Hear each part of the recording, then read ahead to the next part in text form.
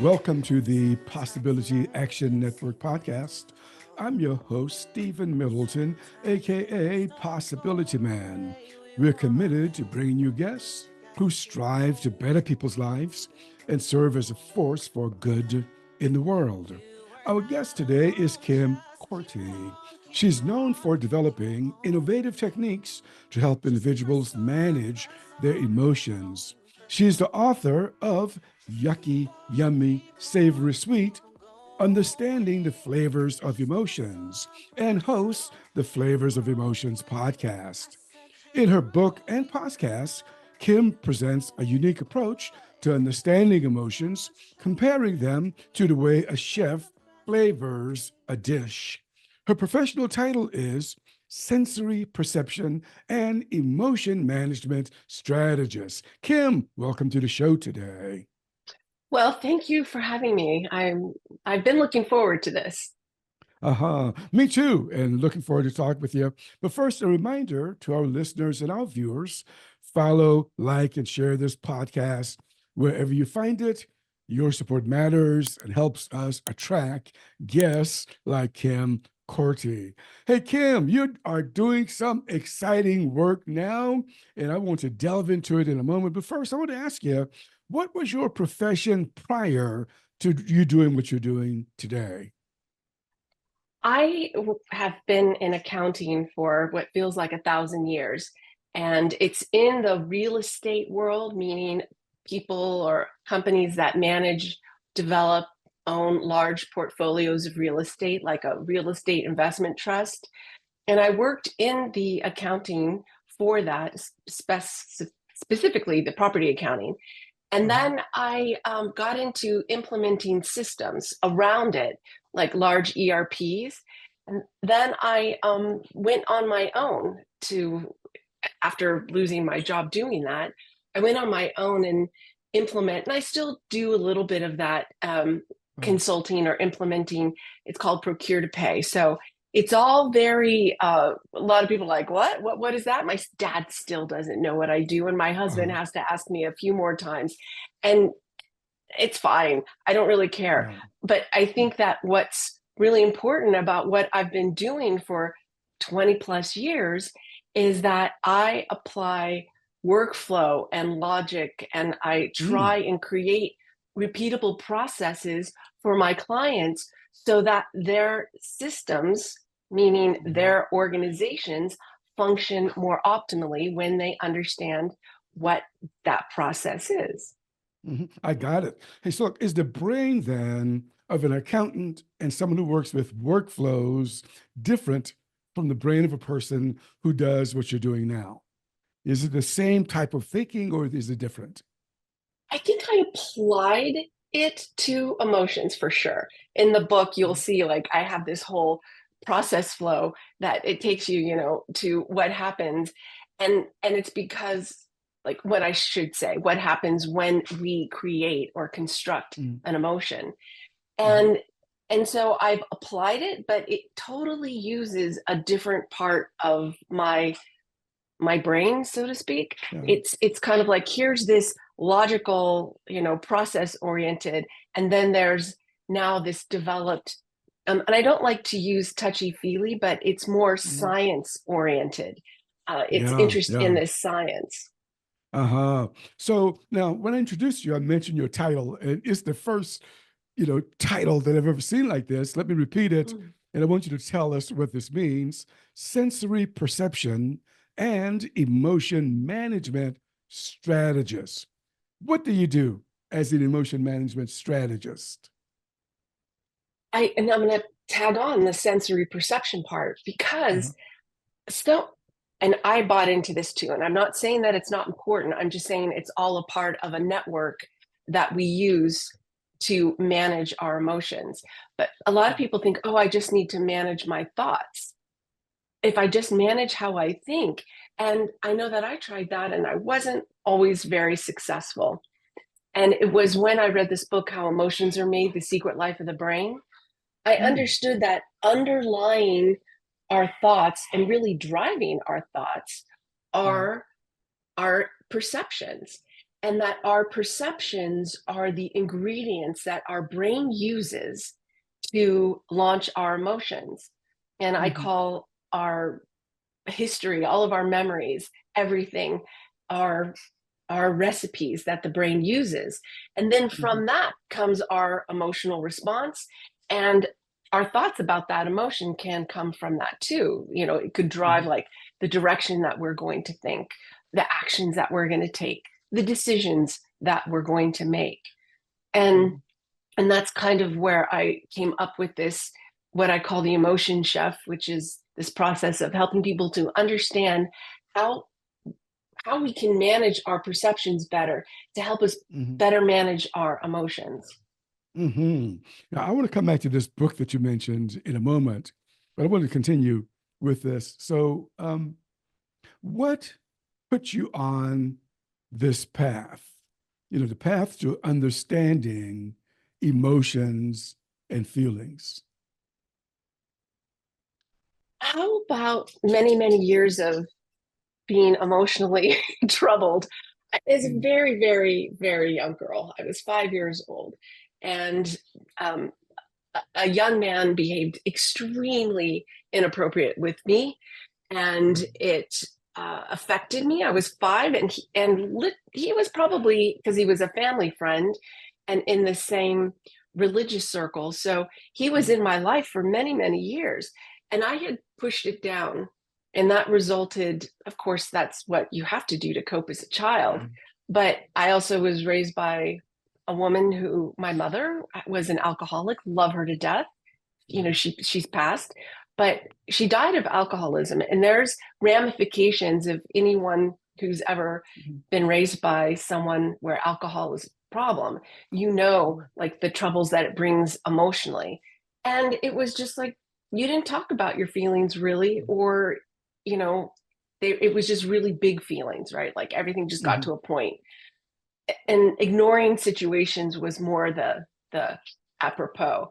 And Yeah. then, you know, I almost lost a couple of jobs because of my emotions.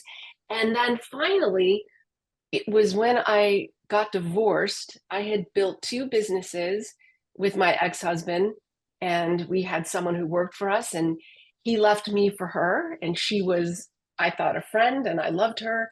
And so I lost my friend, my husband, 2 businesses all in one fell swoop. And Mm-hmm. literally, I was laying on the floor of my condo in San Diego, moving back up to San Francisco, trying to figure out like how do I keep this from happening to me again? It just felt like Mm-hmm. boom, boom, boom, boom, all of these Yeah. major tragedies. How do I keep it? And that's when I went on this journey. And really, Uh-huh. everything I have in the book is for me. Okay. Yeah. Look, you just unloaded a lot of heavy stuff there. I know you've used the word, and I like the way you coined it.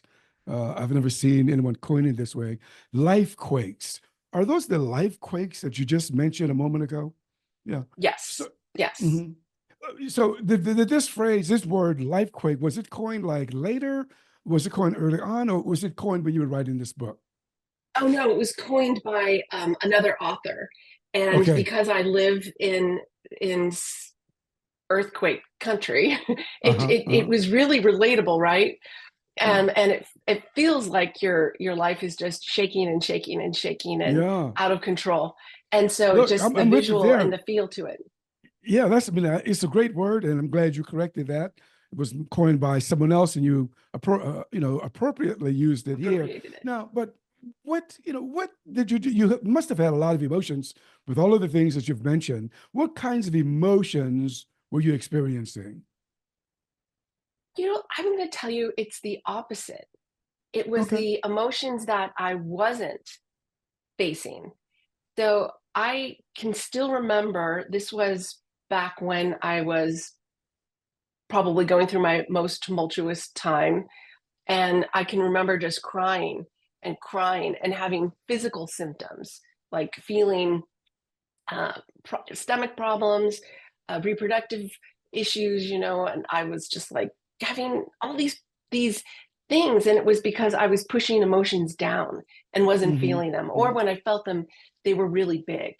And so I think that's what happens to us more is that we feel just the big ones. Just, I'm sad, I'm, upset, I'm angry, I'm fearful.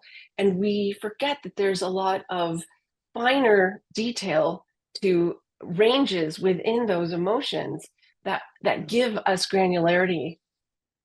Yeah. Did you find that your tribe, your community came to your rescue? Because a lot of people are going through stuff, and sometimes some report that they go through them alone. But in your case, did you find that there were people who intervened to try to support you? Oh, yes. I'm Mm. extremely fortunate. My sister is super supportive. I have a bunch of sisters of the heart, as I call them, Yeah. and and they were there for me.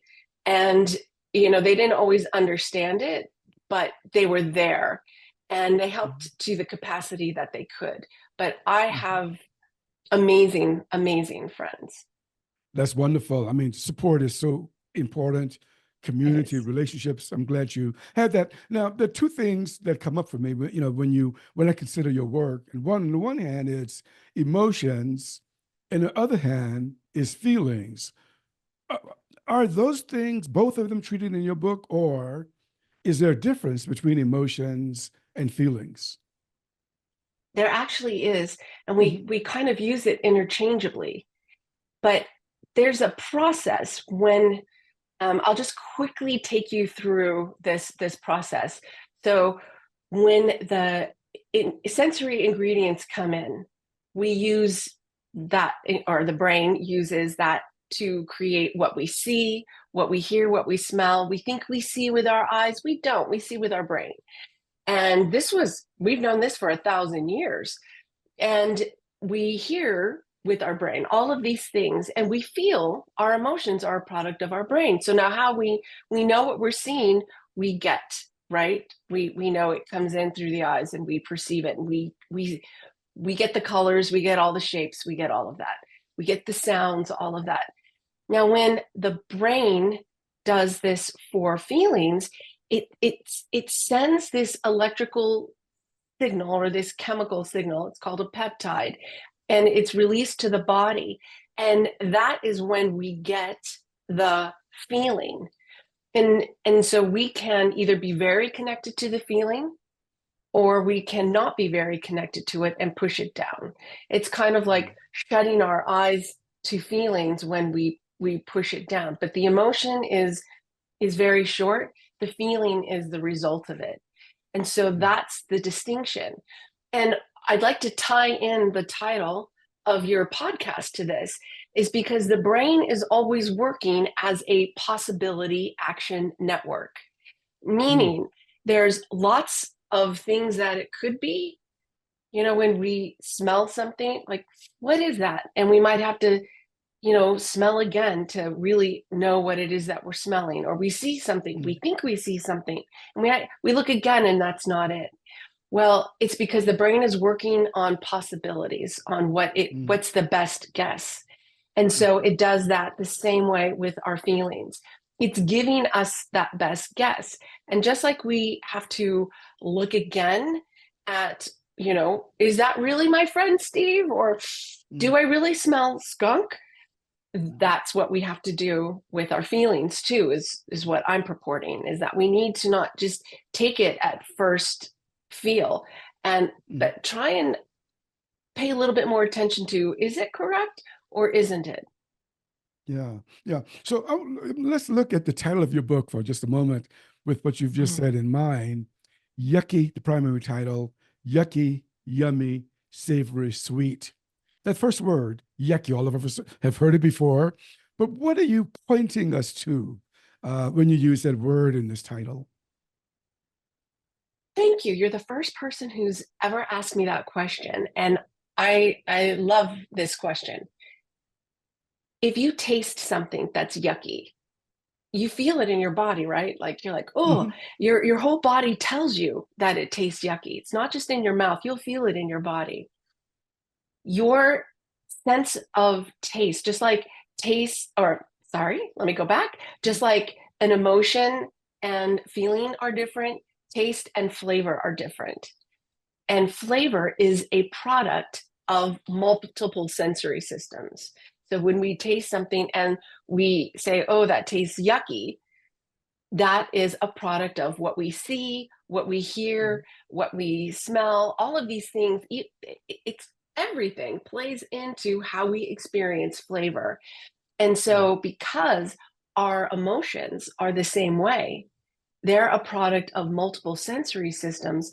I use that combination of flavor and related to emotion.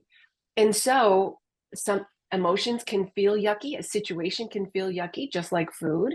And it can also be savory, just like a wonderful moment with friends and family. You know, you just kind of savor the moment and you have that savory feeling, or you're really crushing on someone and it feels so sweet. So you can relate food to emotion because it's so vastly tied. So by using that as a way to help people to connect to their feelings, that's why I use that title, and that's why I use that as the focus of my work, of understanding your ingredients and helping you to get better at identifying and managing your emotions. Yeah. You know, when I saw your book, the first thing, and I saw the word yucky, the first thing that popped into my brain was a lemon. And I could taste the lemon in my mouth. Oh, of And I what? wondered, a lemon, a lemon. I Oh, could taste that, you know, when I saw the book, and I'm thinking, and lemon just popped into my head. And I could actually taste the flavors of a lemon. And it's like, ooh, you know. So is that what you're talking yeah. about? Yeah. Yes, yes. So just imagine you're somebody who has a hard time with feeling, Mhm. right? It's really, really difficult for you. You don't even realize it. And the important part, and I need to bring this back to emotion, is that we think of emotions as, you know, love, hate, fear, all of those kinds of emotions. But there's other emotions, they're called homeostatic. So we have affective Mm. emotions like love, and then we have homeostatic emotions, which are, you know, hunger, thirst, sleepy, all of that kind of stuff that tells us to stay alive, right? So I just really want to make sure that people know that. Mhm. But in your when you are not able to connect to your emotions, to those emotions, you start to not connect to the things that keep you healthy and alive. So those Mm. homeostatic ones can be impacted also. So really, we're talking about connecting to your emotions for physical and emotional health. And I just Yeah. want to say that that's important. So if we can take somebody who's having a hard time connecting or is afraid of their emotions, get them comfortable with food. Here, taste Mm. this. What do you think is in this recipe? Like, do you taste a lot of salt, too much salt, not enough? Is it got sugar? You know, think about like what's in what you just ate and how does it taste? And does it taste different from what you predicted it would taste like? Mhm. So Mhm. just like I was telling you, just like the brain does everything, it predicts. And I give this in the very first chapter, I give this story, and this is a true story. It was the New Year's Eve after I had just moved up to San Francisco. I flew back to be with my girlfriend for New Year, and I was still just a mess from the separation and Mm. impending divorce. But we were at some pre-New Year's Eve party, and I'll never forget this. This man came in late to a party. He saw a bottle of this Opus One wine. So if you're not into wines brands, it's a very expensive brand. I think it's $450 a bottle. And he saw this Opus One, and he's like, "Ooh, so it's a fine luxury brand wine." He took a taste and he said, "Oh, this is so good." And everybody started laughing. He took another taste and he's like, wait, this is an Opus One. And he was right. His friend wanted to get him for being late, and we had polished off the Opus One. So he poured $2 Chuck, the this, you know what that is, right? Now it's $5 or something like that. But he Mm. had poured it in the bottle. And yet he experienced Opus One, and it's part of the Mhm. brain's prediction.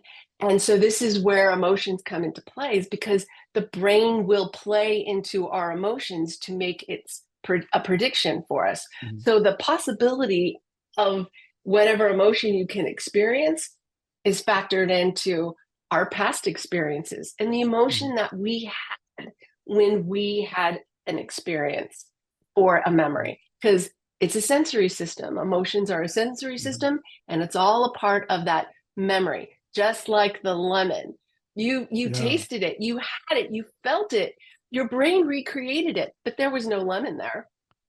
That's right. So, okay, if someone then somehow, a yucky feeling just comes upon them, what do you suggest that they do about it?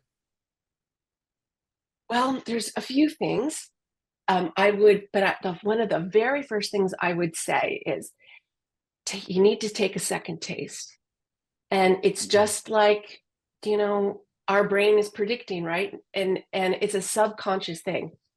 It's non-consciously generated. We are not working on how that lemon tastes. You're using past prediction. And you could look at something and think, oh, this looks like something we've tasted before that I didn't like. Take a taste and not like it. Consciously go, okay, I'm going to try it again.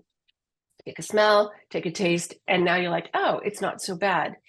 So I encourage people to take a second taste of any emotional situation and notice like what you're feeling in your body.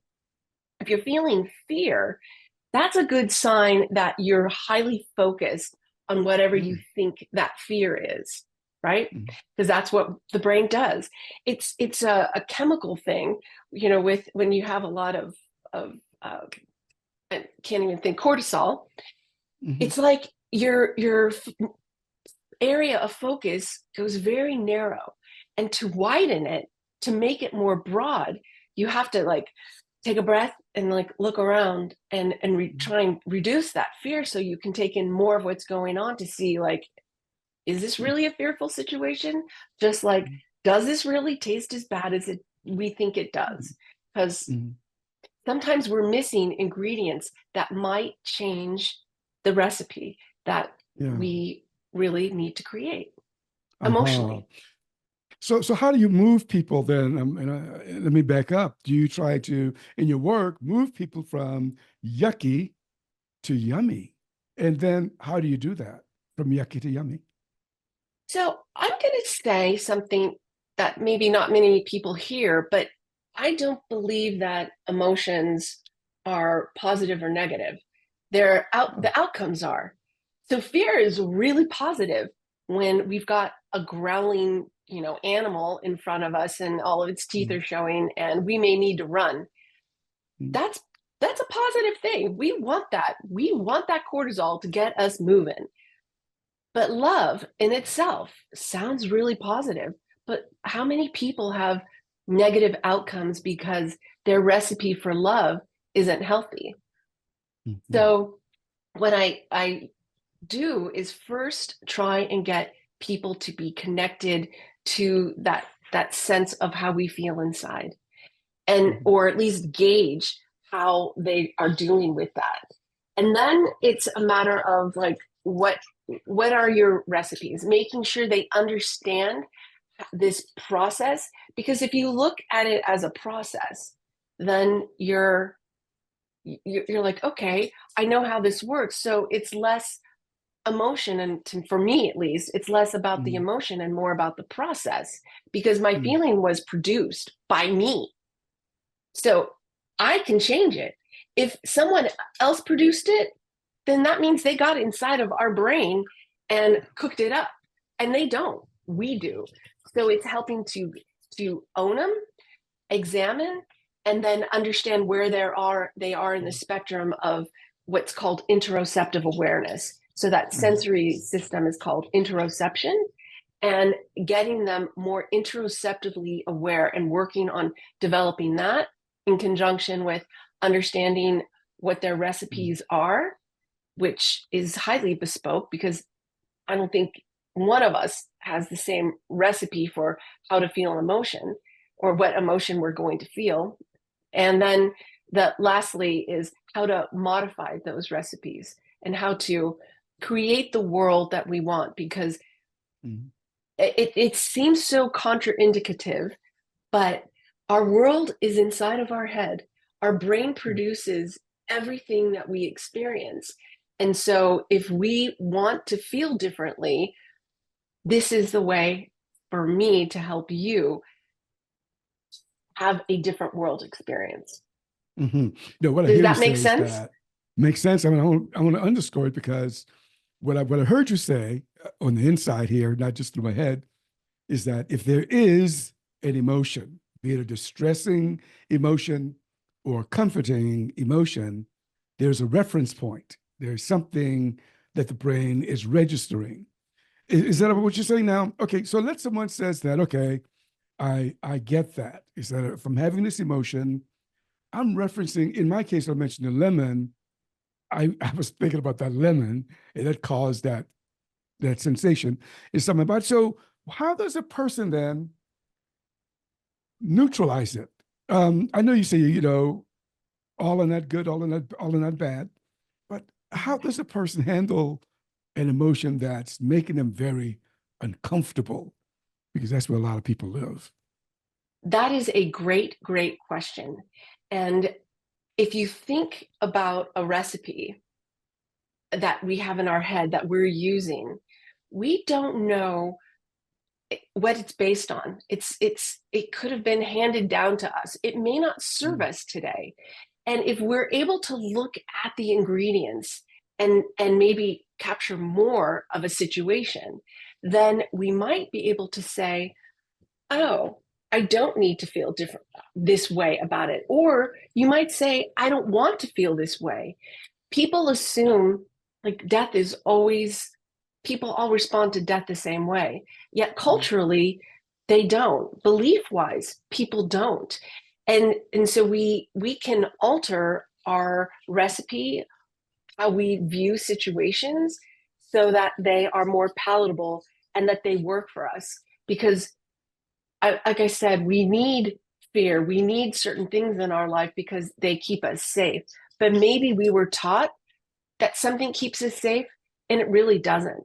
And it's not till we can examine those distasteful emotions that we might say, oh, maybe we just need to add a little bit of this, or maybe it was never that at all. Like I tell the story of a taco. My ex-husband, when he was a kid, he went to San Diego from New York with his aunt and he ate a taco and he's like, or actually he didn't even eat it. His aunt brought him a taco and he's like, this isn't a taco, because it didn't look like a taco that his mom would make, which was kind of like a modified sandwich. And so he wouldn't eat it, but it was a taco. So it's like understanding, like maybe tacos change, maybe you've changed, or maybe it's better for you to change your belief or your way of thinking that's more healthy for you, or things have changed and you're not the same person. So that isn't as distasteful. And this all goes back to, understanding what has to happen for you to feel a particular way. What actions, what do you see, what ingredients create your responses? There's an exercise that I've taken people through multiple times, many times, where you go through this, I call it a personal value statement, because values in a culture are based on what they say, but it has to be combined with what they are doing, their actions, in order to have a healthy culture. So what I will do is take people through the emotions that they want to feel more of and the emotions that they want to feel less of, and kind of help them to create the recipes that they're using today for all of them. And then looking at how some of those recipes for what they don't want are keeping them from getting what they do want. And Yeah. it's really, really illuminating. And one day I hope to have an app for it. But yeah, that's kind of how I work with people. Uh-huh. That sounds good. Hey, it seems like it's some people, if they have the emotion, I'm going to even throw feeling in it, they may make an assumption about themselves or about some other situation. But you're inviting them to look, check it out because it may not, like that taco, it may not be what you think it is. That's pretty good. So As I was thinking about my conversation with you today, I thought, something, this seems like neuroscience, and I'll let you tell me whether you see, you have that flavor of neuroscience in it. And my second thought was, well, this seems like spirituality. And I want you to comment on both of those, whether you see those dimensions in your work. I think it's both of it. Oh, sorry, both of it. What a terrible use of the English language, Kim. Um, it's both. Mm-hmm. And I'll tell you why, because I don't think you can take them apart. There is an aspect to a process and procedure, right? Of how our brain functions. It's you want to call it a machine, but it does. It's using our memory. So I'm just going to take the audience back because there's a lot that I just shared today. So when we create a memory, even as a small baby, we have nothing.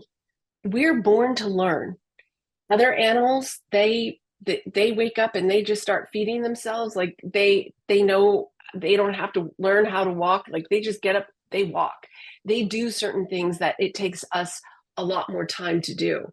And that includes learning what's dangerous, learning what we like, learning what we want, learning what we don't want. And that all comes as a part of creating memories. So memory, belief, experiences, all the same thing. And so this gets stored in our brain and is used in the future. And that's how we recognize, like, now I have stored a memory of your face. So next time I see you, I know. I may not remember the name, but I know your face. And so we store these memories, and the more we use them, the stronger they become. And so that's why, like, you don't always remember what you did in school because you don't use it all the time. So, but it's still down there and you might be able to use it. So that's the process, right? And that's what I teach. But I also teach and talk about how we have consciousness, we have DNA, we have this really cool, I call it secret sauce that plays into our emotions that we don't know about. And consciousness is still unknown. Like there's so much debate about it. And yet our consciousness, our ability to be present in the now, in this moment, can change and reshape our brain. And so that power to me is a very spiritual one because there's some hints, about like parts of the brain that might be a receptor, but I do believe that there is definitely a spiritual aspect to this that is just a part of how we are made. And like I said, we're born to learn, but we determine and drive that more so through consciousness than anything else to redo or undo anything from the past. Yeah, both of those ideas, neuroscience and spirituality, are apparent to me as I think about your work. You've mentioned a book that was very impactful for you early on. And just for the record, I want to give the author's name, and I want you to share with us why this book was so impactful, and perhaps this allows us to deepen what you've already shared. The book is entitled How Emotions Are Made: The Secret Life of the Brain. If you recall the author's name, please share it and review with us why this was so impactful. Yes, it's Dr. Lisa Feldman Barrett. Okay. And I've been on a journey to figure out my emotions. And I think we've already figured out, by my career, my consulting profession, that I like processes. And this book really, excuse me, this book really helped me to identify something I didn't know about. And that is this sensory system that is our feelings. I didn't think of it as a sensory system, but it is. It's how the brain communicates to us, just like our eyes communicate what we see and like ears, what we hear. Our sensory system is responding to us to take action, to recognize something, to focus on something. It's trying to guide us not only to keep us alive, but also to bring us joy, to bring us the things that we deem important or we need to avoid. It's the most important sensory system in many ways because it helps us to know who we are. And I found that fascinating. And that was when I really got into thinking of it as a recipe, thinking of it as something that can be constructed or deconstructed and reconstructed. And she is the author of the theory of constructed emotions. But this Mm. whole idea of constructing our reality, goes back to, I'm trying to think of his name right now, but he's one of the leading constructors of it's a scientific theory, and I'm Yeah. going. I think my brain has had too much science today, but it goes back for a long time, and I think it has strong roots in helping us to be better at our emotions.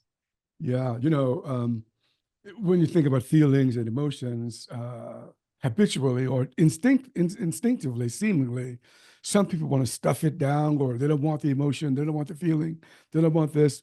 But then I saw somewhere where you might have referenced someone, but you said that we are, and correct me if I got this wrong, feeling machines. It's like don't be surprised if you have emotions because or feelings, because this is what you do as a human being. Is that something that you would comment on? Yes, it was related. It was related to decision making. I Oh. usually refer back to this, and a neuroscientist, Antonio Damasio, did a lot of work around decision making, and he said Descartes got it wrong when he said, "I think, therefore I am." What Mm. is the truth is that I feel, therefore I am, and I like to tease people who think that they make very logical decisions, like, oh, I just made the most logical decision. And you think it's logical because it feels right. So, underlying every decision, every thought, every action is a feeling. And consciously, we're always going to go into what feels right. Yeah. Gosh, I mean, if it's a natural thing, why do you suppose human beings mess it up so often? It seems messy to me. I don't know about you, but Um, I think we mess it up because mm, we're not connected to ourselves. So, mm, people might say intuition. The stomach is a brain. It's got its, I don't know, what, 2 million neurons. It's a functioning brain. And along in the heart has one that's got 40,000 neurons.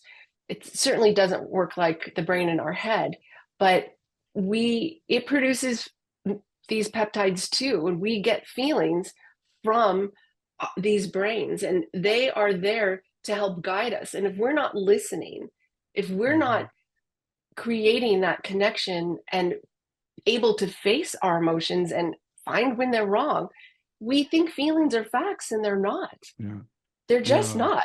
We go around. That's Dr. Daniel Amen's famous for that. He's like, feelings are not facts, and they're Mm, not. And I think that if we recognize that, it gives us that mm, ability to be more introspective, to mhm. to have some forgiveness for ourselves. But the Yeah. more we are connected, the more we know ourselves, uh, and the more confidence we have in our decisions, and we're able to make wrong decisions Mm. and be okay with it, because in of itself, that's a learning experience that can help us to make Oh, better decisions in the future. But we have to recognize it in order to learn it. oh gosh, Kim, it seems like we've read some of the same books and had some of the same thinkings about these things, because you just mentioned three things. I just want to underscore with you. The first is about the gut, and the phrase gut feeling. Do you suggest that we pay attention to those gut feelings, or how do Absolutely. you work with? I'm sorry. Go ahead, Kim. No, no, go ahead. I'm sorry. I was just saying, yeah. No, no, Like, yeah, that's the yeah. question, because I know when when I catch this gut feeling and God, I say, uh-oh. And when I ignore it, two things can happen. One, I can have a good result. The other, I can have a not so good result. So gut feelings, tell us about that. Once again, it's getting better at listening Yeah. and paying attention. Maybe if you think about conversations, and if you're only getting bits and pieces of it, you're Mm, not going to get the full conversation, right? But if we learn to connect to that feeling in a more granular way, with more distinction, noticing the nuances between the feelings, we'll get to hear better what our yeah. body's saying, not just our gut, our whole body. Yeah. And this is the key, I feel, this emotional granularity that is referenced by Dr. Barrett. That to me, it has been so helpful because I Mm-hmm. can break down my emotions now in smaller detail Mm-hmm. and have a breadth of emotion that I can assign in a given situation, and not just say, "Oh, I love everything. Oh, I hate everything. Oh, I'm fearful of everything." These are Mm-hmm. all things that can have gradients of emotional flavors, and Yeah. so that's when we're listening to our gut. Um, and once again, I say, if it's wrong, it's a learning experience, and to not always Yeah. go for right. Could be Yeah. I for a love reason. that. I love that, Kim. I love that for sure. And the other thing, just two more things that you said when before today, when I saw this around you, I said, "Whoa," and it's about feelings not being facts. I want you to underscore it. Why this resonated with me so is that I read a neuropsychiatrist who lived before 1950, and he was famous to say, "Feelings are not facts. They lie to you. They tell you about the dangers that are not even there." And then you brought up what you've heard, feelings not facts. Say more for us about that, about feelings not being facts, and how we should, maybe be able to conduct our lives knowing that. I want to go back to that example Mhm. of seeing something that we think it's something. So let's just I'll go back to a person. We are out and about in a crowd. We see someone, we think it's our friend Bob, and Bob is with Jane, and that's not, or Bob is not with Jane, his wife. And so we're like, "Ooh, Bob's cheating on Jane." And you might believe that to be true unless you take a second look and you see, oh, it's someone who looks a lot like Bob. Yeah. And so it's not. And so we're okay with that, right? We could be assuming, oh, look, Bob got, is cheating on her. And then you get it right. And you're like, okay, I got that wrong. It's the Mhm. same thing. It's a prediction of the brain. Mhm. And our feelings are predictions. And so it can get them wrong. They have a very technical Yeah. scientific term for it, and it's called prediction error. Yeah. When we look Yeah. at Bob and got it wrong, it was a prediction error. And the Yeah. same happens with our feelings. And Yeah. so, we can believe them and it's not true. And now that truth can become uh, a truth for other people when it's not. And yeah, I have a great story. I don't know if we have time for it, but Yeah. I Please go ahead. use it. Sure. Mhm. Oh, okay. There is a famous story of a Buddhist monk who's walking home down a trail. He's going back to his village on a country path, and he spied something ahead that was long and coiled, and he's like, "Snake!" He jumped back. He's afraid. He's like, "I don't know what to do. It could be poisonous. It's going to bite me. I'm not going to make it back to the village. I'm going to die. If I go back, it's going to be too dark. I can't get home." Just all these thoughts are racing. And so finally, he made a makeshift torch, and he got closer to this snake, and it's a rope. Mhm. His brain mispredicted. It wasn't a snake, it was a rope. Yeah. He was able to go by quite freely.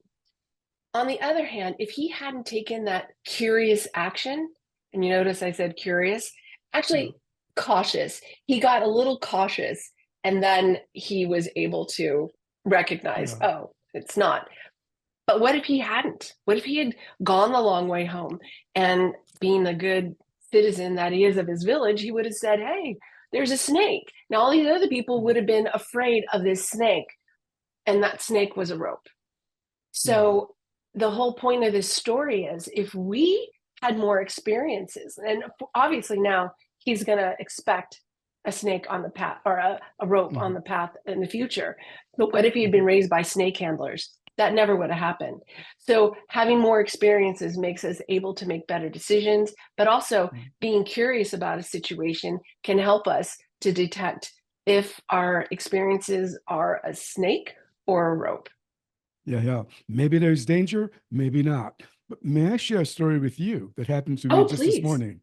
Yeah, so on my morning walk, there was a big German Shepherd that was not on a leash and not behind a fence in the area where I was walking. And when I saw this dog, the feeling was danger. And in this particular case, I decided first not to look at the dog, but to turn around and slowly walk in another direction. So in that, maybe danger, maybe not. But in this case, I thought German Shepherd, not on the leash. Maybe it's a good idea for me to not challenge it. What do you think? You know, in a situation like that, when you don't know the temperament, I mean, if there was any indications, like it was wagging its tail or looking friendly, then you're taking the cautious road. And so that's why you went from fear to caution. If you were curious, this might not be the case for curiosity. You probably did the right thing because you didn't have enough information to make a good decision. You had no experience, you didn't have an owner nearby. So to me, that makes sense. It was a cautious action to protect yourself. Smart. Yeah. But it's a matter of using discernment, and I love Hmm. that word. You know, people who have no caution at all.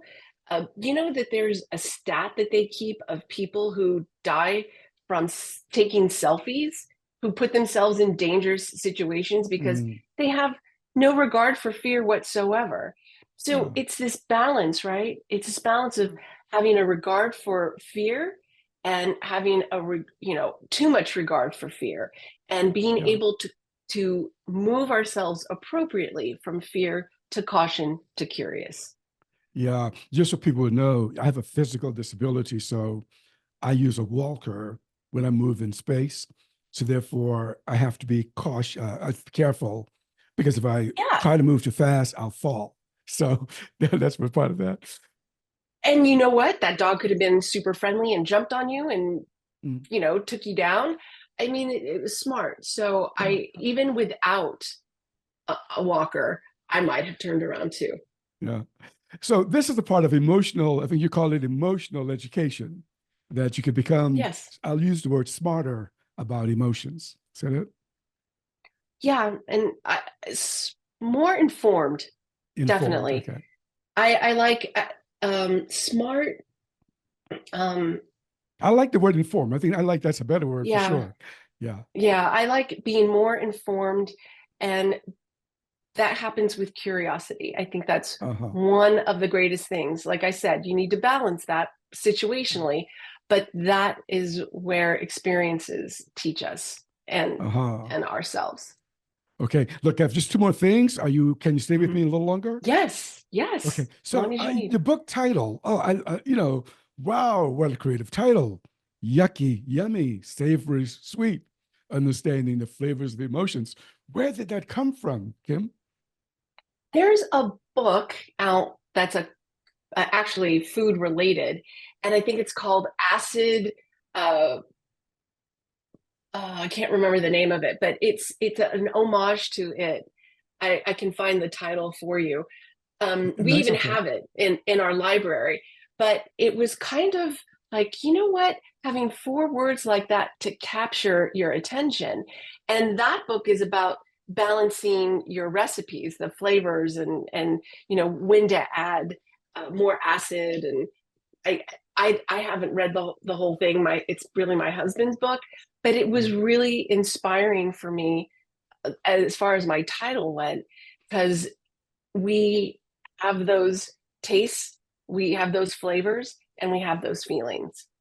Yeah, I love it. It's a very intriguing title. The Flavors of Emotions podcast. Tell us about that. What do you do on it? It's pretty new. I think, what did I just have, my 13th episode? So I have Oh, a long way to go till I get to uh, you. And it's about what I'm teaching right now. It'll morph, but I want it to be kind of like a foundational thing that if people mhm, want to learn more. I'm also creating a community around what I do, and I'm going to be offering courses, workshops, corporate workshops, and uh, I'll have a hybrid and just a regular self-paced course on this mhm, new community. And it's the podcast, the community, it's all just to help people to feel more comfortable with their emotions and see it mhm. as something different, not something to be afraid of, but something to be more curious about. And I feel like if you look at it from the viewpoint of food, um, maybe it's easier for you. Yeah, but I think you have something good here for sure. Um, is there anything else in your heart that you want to underscore before we say goodbye today? Yeah, it today in the United States is a hard day for some people and it's not for others. And I always want to say to people, like, you don't know why people do what they do. We don't know why people feel the way that they feel. And we can only do things that influence ourselves as far as the emotions we produce, but we also can influence others' emotions by giving them ingredients, by behaviors on our part, words on our part that can help them to either examine their own or maybe change their emotional experience that they have. But we can never change how somebody feels, and we can never blame someone for how we feel because of them. Mhm, And it's important that we recognize that distinction. You know, we could hand out all the best ingredients that we have to give. mhm, It's what people do with them. But mhm. having that sort of compassion for the fact that we don't know what they've been through. We don't know their lives. We don't know why they got to this point, and not be too judgmental of each other. Mhm. I like it. I like it. Look, I really enjoyed our conversation today. Thank you for sitting with me for the Possibility Action Network podcast. I had a wonderful time, and I truly, truly enjoyed your questions. You went down roads that other podcasters haven't. And I just want to say truly, truly how much I appreciate you and your listeners and this opportunity. Great. Thank you for that. You have been listening to the Possibility Action Network podcast. Our guest today has been Kim Korte, a sensory perception and emotional management strategist. I'm your host, Stephen Middleton. Until next time, good day. You are not alone. Just keep on, keep on, keep on going. Just press on, press on.